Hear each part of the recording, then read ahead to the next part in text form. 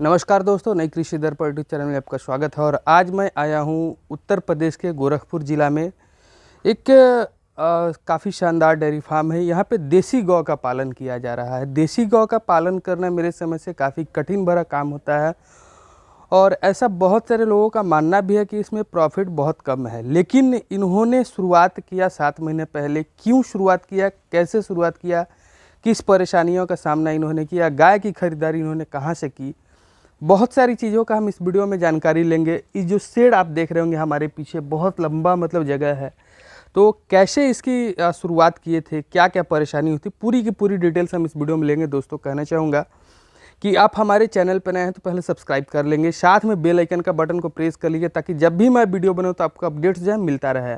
Subscribe, आप video को देखते हैं लेकिन सब्सक्राइब करना भूल जाते हैं, तो मैं आपसे एक निवेदन करूँगा, हाथ जोड़ के निवेदन करूँगा, कृपया आप हमारे चैनल को सब्सक्राइब करें। क्योंकि इतनी मेहनत करके मैं या हम कहीं भी मैं जाता हूँ आप सभी को जानकारी उपलब्ध कराने के लिए, लेकिन एक यदि आप सब्सक्राइब नहीं करते थोड़ा सा मन उदास हो जाता है। तो मैं आपसे चाहूँगा, आप सभी दर्शक बंधुओं से चाहूँ कि आप हमारे चैनल को सब्सक्राइब जरूर करें और जो भी कमी होती है, जो भी जानकारी देने में कमी होती है या किस तरह की जानकारी आपको चाहिए, बिल्कुल आप बेहिचक आप हमारे चैनल पर कमेंट कर सकते हैं। तो पहले मैं यहाँ का फार्म आपको दिखा देता हूँ कि किस तरह का ये फार्म है, उसके बाद पूरी की पूरी डिटेल्स मैं आपको फार्म दिखा दूँ। फार्म दिखाने के लिए मैं यहाँ पे बता दूँ कि आपको यहाँ से देख रहे होंगे काफ़ी शानदार जो खुला में जगह है। यहाँ पे सारा का सारा जगह ये आपको खाना खिलाने के बाद बांधने के लिए जगह बनाया हुआ है। इस तरह का आप एचएफ जर्सी का भी पालन किया। और ये यहाँ का ऑफिस है। ऑफिस में आप देखेंगे तो यहाँ पे इन्होंने बिनौला का मशीन बिलोना का मशीन जो है इन्होंने लगा रखा है, बिलोना निकालने के लिए देसी गौ में। साथ में डिलीवरी के लिए इन्होंने एक बैग भी खरीद के रखा है। तो कहाँ से इन्होंने खरीदारी की, ये सारा का सारा आगे देखेंगे तो काफ़ी शानदार जगह पे औषधीय जो पौधे होते हैं उनको भी इन्होंने लगा के अपने यहाँ रखा हुआ है। और इधर में आप आते हैं इस साइड में तो यहाँ देखेंगे चाफ कटर मशीन होगा, स्टोर रूम है। स्टोर रूम भूसा के लिए है अभी और अंडर कंस्ट्रक्शन भी है, क्योंकि बहुत पहले ही इन्होंने शुरुआत किया था। और ये जो है भूसा का जगह घर है, इसमें भूसा इन्होंने स्टोर कर रखा है। अभी बंद है, दोपहर का टाइम है तो।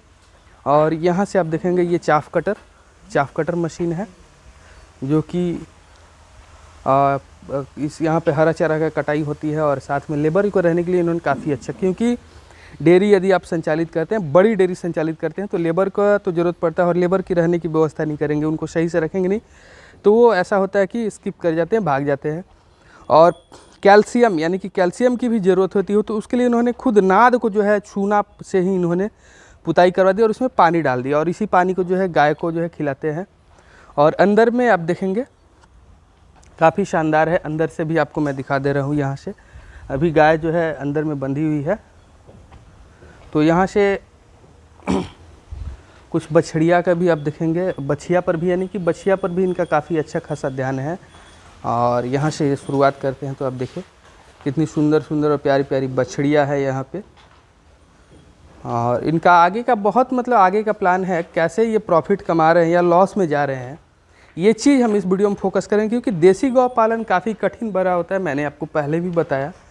तो ये चीज़ का ही मैं इस वीडियो में फोकस करने वाला हूँ। तो आइए मैं यहाँ के ऑनर से बात कराता हूँ। नमस्कार सर, स्वागत है हमारा इस यूट्यूब चैनल में। सबसे पहले आप अपना एक छोटा सा परिचय दे दीजिएगा ताकि हमारे दर्शक आपके बारे में जान ले। आप इतना अच्छा कार्य कर रहे हैं जी, तो मैं सबसे पहले आपका परिचय जानना चाहूँगा सर। परिचय में हमारा नाम है गोरख प्रसाद गुप्ता और मैं एलआईसी में हूँ। एलआईसी में हम चेयरमैन क्लब मेंबर हैं।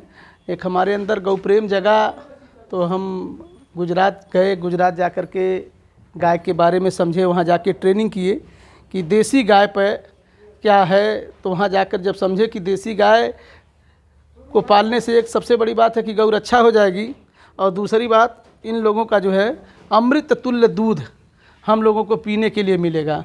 तो इस नाते हम गए गुजरात और गुजरात से ले आ करके जो है अपना यहाँ पर गौ सेवा का काम कर रहे हैं और इनका अमृत तुल्य दूध लोगों को पिला रहे हैं अपने गोरखपुर में। कितने दिन पहले आपने इसकी शुरुआत की, ये थोड़ा सा आप बताएंगे। अभी हम 7 फरवरी को जो है 3 फरवरी 2021 को गुजरात से हम इन लोगों को लेके आए थे जी। तो शुरुआत आपने किया सर, कितनी गाय से ले शुरुआत किया था? शुरुआत में मतलब एक गाय तो हमारे यहाँ से थी, गोरखपुर गीता वाटिका से हम ले आए थे। वो बछड़ी थी, अभी इससे छोटी बछड़ी थी, और उसको हम सबसे लास्ट में रखे हैं। फिर बाद में हम गुजरात गए तो गुजरात से हम टोटल 9 मतलब गाय और बछड़ी मिला करके, और एक वहाँ से नंदी महाराज लाए, उसका नाम है गोपाल। गुजरात से ही हम लाए हैं। तो टोटल 10 लाख। नामकरण कर लिया है? नामकरण वहीं से है, कुछ का नामकरण हम भी रखे हैं। कुछ नाम जैसे कि गोपाल वहीं का नाम है। अब ये है जो पारो गुजरात की ही गाय है, तो इसके मालिक इसका नाम पारो रखे थे। ये है बछड़ी है, इसकी माँ का नाम है लक्ष्मी और इसका नाम है गोपी। तो नामकरण कुछ वहाँ से है, कुछ हम लोग रखे हैं। ये बंसी है। तो इसी तरह से जानना चाहेंगे, बहुत सारे लोग हमारे पास कॉल करते हैं या कहते भी हैं, कमेंट भी करते हैं जी कि देसी गाय पालन करना घाटे का सौदा है। जी। आप देसी गाय पालन क्यों कर रहे हैं? आखिर घाटे का जब ये सौदा है तो किस तरह से नहीं, देखिए, घाटे का सौदा मतलब देसी गाय पालन जो करेगा, तो जिसके अंदर गौ प्रेम रहेगा वही आदमी कर पाएगा।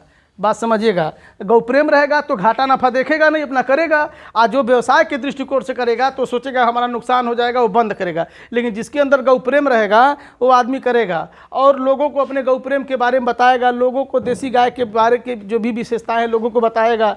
लोग समझेंगे। समझने वालों की संख्या थोड़ा कम है, इसी नाते दिक्कत है। जिस दिन लोगों को गौ के बारे में मालूम हो जाएगा कि देसी गाय वास्तव में है क्या, उस दिन फिर दिक्कत नहीं होगी, घाटा नहीं होगा। लेकिन अभी संख्या कम है। अब उसको आप जैसे लोग हैं, लोगों को जागरूक कर रहे हैं, बहुत अच्छी बात है। आप हमारे पास आए तो आपको मैं बता रहा हूँ अपना अनुभव। मेरा अनुभव यही है कि मतलब लोग इसको समझ नहीं पा रहे हैं। लोग समझेंगे जिस दिन, उस दिन घाटा नहीं होगा। अभी है थोड़ा दिक्कत है, परेशानी है, लेकिन जिस दिन लोग समझने लगेंगे उस दिन दिक्कत नहीं होगी। और इसी उम्मीद में आप इसको अभी तक चला रहे हैं? हाँ, हमारा तो मान के चलिए कि इसमें खूब नुकसान हो रहा है, लेकिन हम चला रहे हैं, लोग दे भी रहे हैं। और हमारे लोग हैं जो इसके, हमारा ट्रस्ट है, लोगों के ऊपर विश्वास है। तो अभी तो हम देखिए 6 महीना तक अपना 100 रुपये लीटर का रेट हम दिए थे, 6 महीना तक। और 6 महीना के बाद हम देख रहे हैं हमारा नुकसान हो रहा है। तो मैं उन लोगों से बोला कि भैया अब हम गाय का काम नहीं कर पाएंगे, हमारा बहुत ज़्यादा नुकसान हो रहा है। क्योंकि गाय को हम मेडिसिनल चारा भी देते हैं ना, गाय खाना बढ़िया हम देते हैं, दूध कम दे ज़्यादा दे, हमको उसका फ़र्क नहीं पड़ेगा। तो इस हिसाब से हम चला रहे थे, पूरी तरह से गुजरात की पद्धति से और ईमानदारी से काम कर रहे थे। तो हमारा नुकसान हो रहा था, तो मैं लोगों को बताया, तो लोग कहे कि नहीं आप बंद मत करिए, आप चलाइए, आपका जो भी नुकसान हो रहा है वो नुकसान हम देंगे। तो उन लोगों ने ही 50 रुपये और बढ़ा दिया, यानी पर लीटर 150 रुपये का रेट देते हैं। तो इस नाते हमारा गौशाला अभी तो नो प्रॉफिट नो लॉस में चल रहा है। तो फिर चला रहे हैं, देखते हैं आगे क्या होगा। तो आपको इसमें प्रॉफिट का कब तक उम्मीद है कि आप इसमें प्रॉफिट ले? प्रॉफिट देखिए 3 साल लगेगा, अगर आदमी 3 साल कर लेगा ना। अच्छा, एक बात और है, मैं अपने करता नहीं हूँ, मेरे पास वर्कर हैं, मैं वर्करों से काम करवा रहा हूँ। जिस दिन मैं अपने काम करने लगूंगा उस दिन मेरा सस्ता पड़ेगा, लेकिन हमारा LIC का काम प्रभावित होगा। इस नाते हम 3 वर्कर रखे हैं। तो 3 वर्कर का सैलरी वैलरी जो दिया जा रहा है उसमें थोड़ा सा हमारा महंगा पड़ रहा है अभी। लेकिन ठीक है, ठीक चला रहे हैं, लोग जब तक सहयोग कर रहे हैं, लोग रेट दे रहे हैं, चल रहा है। जिस दिन लोग रेट देना बंद कर देंगे उस दिन हम भी बंद कर देंगे। थोड़ा सा मैं अपने सवाल से भटक गया था सर। मैं जानना चाहता हूँ कि आपने शुरुआत किया, जी। तो शुरुआत में आपने शेड बनवाया था, कैसे लाया था? शेड बनवा के यहाँ पे लाए थे? नहीं, यही बनवाए थे, यही बनवाए थे। शेड मतलब बनवा के? हाँ। शेड का हाइट आपका कितना है सर उस साइड? अब इस साइड का मान के चलिए आपका यहाँ जमीन से लेकर के लगभग 12 फुट से ऊपर है जी। और इस साइड में इस साइड भी आपका 9-10 फुट होगा इस साइड। 9 से 10। हाँ, 2 फुट इधर का ज्यादा। चौड़ाई कितनी है सर? चौड़ाई फुट अंदर की लगभग 21 फुट पड़ेगी। और सर लंबाई इस गौशाला की सिर्फ कितनी है? इसकी यहाँ से लेकर के और वो लास्ट तक जो है 60 फुट है। 60 फुट की चौड़ाई, मन की 21 बाई 60 का है ये जी। तो इस हम पूरे अगर फार्म का देखेंगे तो आपका कितना खर्च पड़ गया था बनाने में? बनाने में तो समझिए टोटल पूरा बाउंड्री वगैरह ले करके हमारा अच्छा खासा पैसा इन्वेस्ट हुआ था। अभी तो मान के चलिए 100 पत्ता सीमेंट सीट है जो अच्छे क्वालिटी का है, 20 टन लोहा लगवाए थे इसमें। तो टोटल मान के चलिए हम जानते हैं कि 12 लाख से ऊपर ही 12-13 लाख रुपए पड़ा था, पूरा कवर किया है। जी। मतलब समझिए 40 बाई, आगे का 40 है और 40 बाई 165। 165 हाँ, का 40 बाई 165 पूरा बाउंड्री करवाए हैं, फिर सीट लगवाए हैं, फिर लोहे का ये सब स्ट्रक्चर खड़ा किए हैं। तो 13-14 लाख रुपया मान के चलिए हमारा पड़ा है।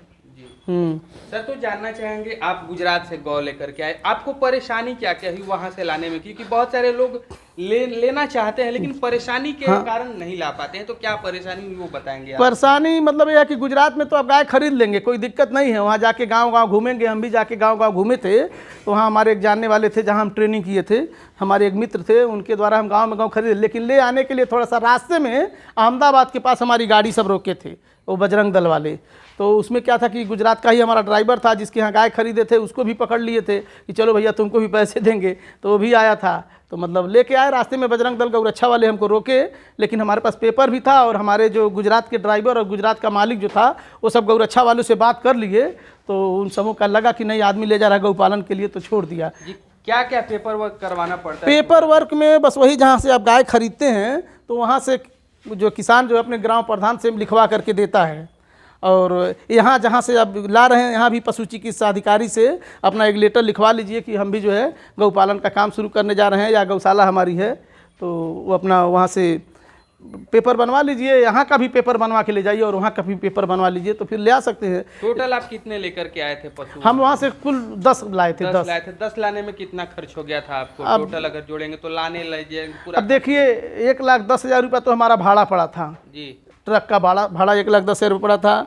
और उसके बाद जो है 10,000 रुपया जो आया था वो लिया था, मतलब लाने में मान के चलिए 30-35 हमारा पड़ गया था भाड़ा। और फिर गाय का अलग अलग रेट है, कोई गाय 70,000 की, कोई गाय 95,000 की, कोई गाय 80,000 की, कोई गाय 1,10,000 की, अलग अलग रेट की गाय थी। तो अलग अलग रेट के थे सब, अलग अलग। नंदी भी वहाँ से हम खरीद के लाए थे, 80,000 रुपये का नंदी लाए थे। नंदी अभी आपके पास वो मौजूद है? हाँ, अभी बच्चा लाए थे, 80,000 रुपये का बच्चा लाए थे हम। तो अभी उसका बाबा का दाम वहाँ गुजरात में जो है 12 लाख रुपया है। जी, तो 12 लाख रुपए इसके बाबा का दाम। गुजरात में क्या है कि वहाँ पर सब वो रिकॉर्ड पे काम करते हैं कि गाय का जो है दूध कितना है, उसके हिसाब से जो है वो रेट लगता है कि दूध कितना है उसके माँ का, उसके बाप का, उसका ब्लड लाइन क्या है। तो उसके हिसाब से जो है वो हम ले आए थे। बच्चा भी इतना बड़ा ही था जब हम ले आए थे, एकदम गोपी के जैसा था, लेकिन आज बड़ा हो गया है, पीछे रखे हैं उसको। तो उसको अभी सर्विस नहीं दे रहा है, लेकिन अगले बार से सर्विस शुरू करा देंगे उसको। मतलब होता क्या है कि नंदी का मतलब होता है, नंदी गौशाला की शान होता है। अगर आप गौशाला खोले हैं तो बिना नंदी का आप गौशाला नहीं चला सकते हैं। सीमेंट आप डालते हैं, लोग ले आते हैं गाय और गाय में सीमेंट डलवाते हैं, तो सीमेंट सक्सेस नहीं होता है ना। सरकार कह रही है कि 100 गायों का लगेगा तो 40 गायों का जो है सफलता मिलेगा, लेकिन हकीकत में 15-20 गायों का सफलता मिलता है। तो सीमेंट से गाय खराब भी हो जाती है। डॉक्टर को अंदाज़ा नहीं मालूम रहता है, बस देख लेता हीट में है, ला करके अपना गन लगा देता है। लेकिन आपका नंदी रहेगा तो आपके गाय को पहचान लेगा कि गाय हीट में है, तो उस हिसाब से नंदी अपना बीज दान करेगा। तो जो नंदी गाय का बीज दान करेगा उसका एक अलग महत्व होता है। क्योंकि देखिए, जैसे गाय को भी तो एक बार जो है आनंद लेने का मौका चाहिए, लेकिन हम लोग क्या है अपने स्वार्थ के लिए नंदी को नहीं रखते हैं। तो ये सब कई चीज़ें हैं, तो नंदी को रखना चाहिए गौशाले में। हम अपना ले आए हैं नंदी को। अब खाने खिलाने में इनको क्या क्या देते हैं सर? अब खाना खिलाने में जैसे कि इस समय भूसा है, हरा चारा तो थोड़ा बारिश के नाते बहुत प्रचुर मात्रा में नहीं मिल पा रही है, तो भूसा हरा चारा है। और दाल में चना की छिलके हैं, और बिनौला का जो है कपास की खली है, और अरहर का जो है दाल है, उबाल करके देते हैं। जौ देते हैं, जौ का पाउडर अपने बनवाते हैं, मकई का पाउडर अपने बनवाते हैं। तो ये सब मिक्स करके पूरा पानी में भिगो करके दिया जाता है। और उसके बाद उसमें सतावर अलग से हम देते हैं, 50 ग्राम एक गाय को सतावर, अश्वगंधा 25 ग्राम, सफ़ेद मूसली देते हैं, काला जीरा देते हैं, अजवाइन देते हैं, और ये मीठा सोडा भी देते हैं, सेंधा नमक देते हैं, देसी गुड़ देते हैं।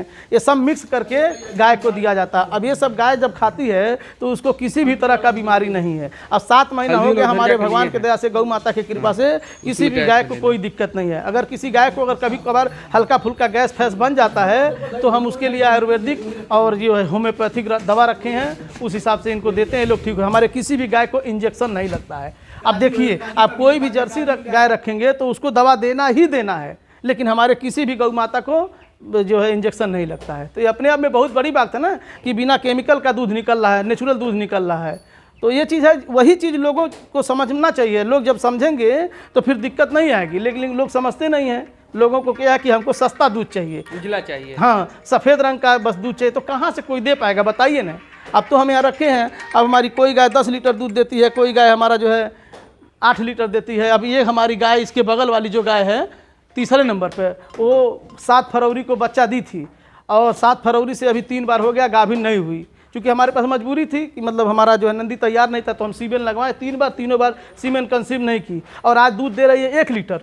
इसके पीछे कारण क्या है? सीमेंट कंसीव नहीं कर सीमेंट कंसीव वही तो कह रहे हैं कि जब सरकार कह रही है कि सीमेंट जो है 40% की गारंटी ले रही है, तो डॉक्टर को क्या, उसको सही समय पर हीट हो रही है गाय, सही समय पर उसको चाहिए, तो वो काम नंदी ही कर सकता है, कोई तीसरा आदमी नहीं कर सकता। वो अंदाजिफिकेशन पे गन लगाते हैं, लग गया तो लग गया, नहीं लगा तो कोई बात नहीं। अभी आपका पूरा दिन का दूध कितना निकल जाता है सर? अभी सुबह का हमारा 21 लीटर 22 लीटर कभी कभी 23 लीटर निकल जाता है, तो जैसा दूध निकलता है वैसा ही पैक होके चला जाता है। ही शाम नहीं, में कितना शाम को भी 14-15 लीटर होता है। मतलब पूरे 40 लीटर एक तरह से मान के चलें। मोटी मोटा है, लेकिन अभी हमारी बिक्री में 28 से 30 लीटर जाता है। 8-10 लीटर जो बच जाता है उसमें ग्वाला को अपने घर पे, और जो 4-5 लीटर बच जाता है तो उसका दही जमा करके, और वैदिक बिलोना लाए हैं गुजरात से, उसी को मथ करके मथनी से मक्खन अलग कर देते हैं, और जो है वो दही टूट करके मट्ठा छाछ बन जाता है। तो मक्खन तो खाने खिलाने का खर्च अभी आपका कितना हो जाता है? खाने खिलाने का भी हम अगस्त महीने में जोड़े थे, पूरे गाय का चारा, भूसा, हरा चारा,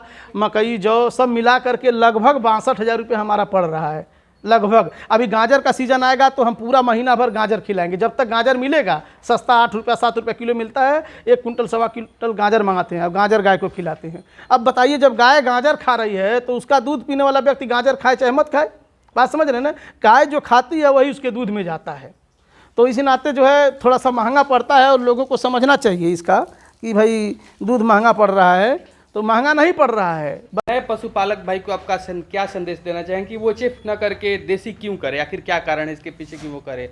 आप घाटे में चल रहे हैं, वो करेगा वो भी घाटे में जाएगा, नहीं, तो घाटे में हम कहाँ चल रहे हैं? केवल हम अपने नहीं कर रहे हैं ना, तो हमारे पास ग्वाला है, हमारे पास गौसेवक हैं, तो गौसेवक दूर से आए हैं तो उनको वेतन दे रहे हैं, उनको सैलरी दे रहे हैं, तो सैलरी में मान के चलिए हमारा 50,000 रुपये चला जा रहा है। अगर हम अपने करते तो हम 50,000 टोटल प्रॉफिट में रहते ना, तो इसी नाते थोड़ा हमारा नुकसान हो रहा है। लेकिन जिस दिन हमारे पास दूध बढ़ेगा उस दिन हम भी अपना आ जाएंगे प्लस में। लेकिन अभी क्या है कि ग्वाला से करवाने के नाते महंगा पड़ा। अगर कोई अपने नए पशुपालक को क्या कहना चाहिए? तो नए पशुपालक जो भी हैं, पहली बात उनके अंदर गौ प्रेम रहे, गौ प्रेम रहे तो आदमी करेगा, उसमें नफा नुकसान नहीं देखेगा। और दूसरी बात, गौ प्रेम रहेगा वो आदमी खुद करे, खुद अपने काम करेगा, खुद उसकी निजी खेती रही। जैसे हमारे खेती भी नहीं है, हम अपना भाड़े पर खेती लिए हैं, उसमें चारा वगैरह भाड़े पर हम लेकर के करते हैं, तो उसी नाते हमारा थोड़ा महंगा पड़ता है। तो जिसकी निजी खेती है, निजी ज़मीन है, और अपने खुद काम कर रहा है, तो उसका फ़ायदा होगा, तुरंत से ही फ़ायदा होगा। और लोगों को बताना पड़ेगा कि भाई हम देसी गाय पर A2 मिल्क पर काम कर रहे हैं, A2 मिल्क लोगों को बोलना पड़ेगा, तो लोग समझें। और लोगों को भी बताना पड़ेगा, लोग समझे भी कि भाई वास्तव में देसी गाय का काम अगर कोई कर रहा है तो उसको बढ़ावा देने की ज़रूरत है। क्योंकि आज के डेट में कोई भी सही सामान मिल नहीं रहा है, यही एक देसी गाय का दूध ही। और दूध ही एक ऐसा चीज़ है जो किसी कंप्यूटर से नहीं निकल सकता है। आदमी कितनों 4G 5G कितनों आगे बढ़ा ले, कितनों चला ले, लेकिन दूध पीने के लिए थन से ही दूध निकालना पड़ेगा। तो थन से दूध निकालने के लिए आदमी को गाय का पालन करना पड़ेगा, और गाय का पालन करेगा तभी उसको ओरिजिनल चीज़ मिलेगी। और लोग अगर करना चाह रहे हैं तो वही पहला काम गौ प्रेम, उनके अंदर कूट कूट के भरा रहे, गौ माता नामक शब्द का प्रयोग करें, उनको दिल से माने, और फिर इनकी सेवा अपने खुद करेगा। अपनी निजी खेती ज़मीन रहना चाहिए। प्राइवेट आदमी अगर कर रहा है जिसकी निजी खेती ज़मीन नहीं है तो थोड़ा उसके लिए दिक्कत होगी, लेकिन यह है कि अगर वो करेगा, लोगों से अच्छे अच्छे लोगों का संबंध रहेगा, बढ़िया से लोगों को बताएगा, तो लोग अगर समझेंगे, लेंगे, तो आगे चल के वो भी प्रॉफिट में रहेंगे। यही है हमारा कहना जी। इतनी सारी जानकारी है सर आपने दर्शकों को, इसके सर बहुत बहुत धन्यवाद। ठीक सर, ठीक, धन्यवाद।